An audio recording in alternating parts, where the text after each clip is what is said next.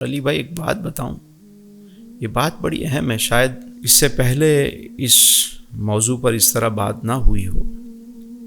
یہ جو خلوت ہوتی ہے نا جی اس راہ میں، یہ بڑی ضروری ہوتی ہے۔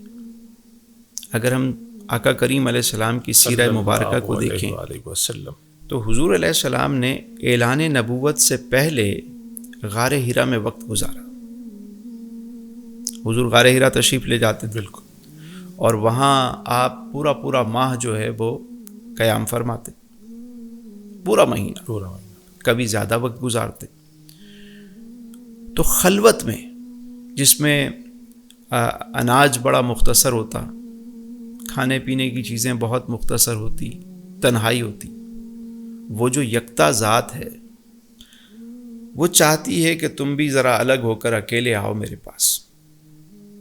جب میرے اور تمہارے درمیان، واہ واہ واہ واہ، اب آپ ایک بات سمجھیں کہ ایک تو یہ طریق ہے جو آقا کریم علیہ السلام کا طریقہ ہے کہ اعلان نبوت بعد میں، جلوت سے پہلے ایک خلوت، جو بزرگان دین کا ایک طریق ہمیں نظر آتا ہے کہ حضرت بابا فرید رحمۃ اللہ تعالیٰ علیہ کو حضرت قطب الدین بختیار کاکی اپنے پاس رکھ رہے ہیں اور اپنے پاس چلہ کشی کروا رہے ہیں، مجاہدات کروا رہے ہیں، ریاضات کروا رہے ہیں، تزکیہ نفس کروا رہے ہیں، اور اس کے بعد ان کی ڈیوٹی لگائی جاتی تھی۔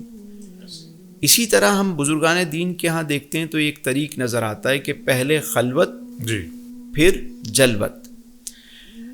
اچھا، یہ خلوت بڑی ضروری ہے۔ کیوں سر؟ اس لیے کہ اپنے من کی دنیا سے آپ آشنا ہو جائیں، واہ، اپنے من میں ڈوب کر پا جا سراغ زندگی، تو اگر میرا نہیں بنتا نہ بن، اپنا تو بن، اور من عرف نفسہ فقد عرف ربہ۔ سبحان اللہ، کہ جب آپ اپنے آپ کو پہچانتے ہیں تو رب کو پہچاننا آسان ہو جاتا ہے آپ کے لیے۔ جو بات میں عرض کر رہا تھا وہ بڑی اہم ہے، وہ یہ ہے کہ پہلے خلوت اور پھر جلوت۔ مگر بسا اوقات ایسا بھی ہوتا ہے کہ ایک شخص ایسا ہے کہ جس کی زندگی جلوت میں گزری، واہ، اسے کبھی موقع نہیں ملا خلوت کا، واہ واہ واہ واہ واہ، تو اب اسے کوئی ایسا سبب بنے گا کہ وہ تنہائی میں چلا جائے گا، اسے پہنچا دیا جائے گا، اسے پہنچا دیا جائے گا، وہ خلوت کے پروسیس سے اسے گزارا جائے گا، اور جب وہ وہاں سے نکل کے آئے گا تو وہ پھر وہ نہیں ہوگا، کچھ اور ہوگا، بھائی واہ، ایک الگ انسان ہوگا۔ واہ، تو یہ ایک ایسا نقطہ ہے کہ جو میں سمجھتا ہوں کہ بڑا خوبصورت نقطہ ہے۔ جو اس راہ کے متلاشی ہیں ان کے لیے خلوت جو ہے وہ بڑی ضروری ہے۔ واہ۔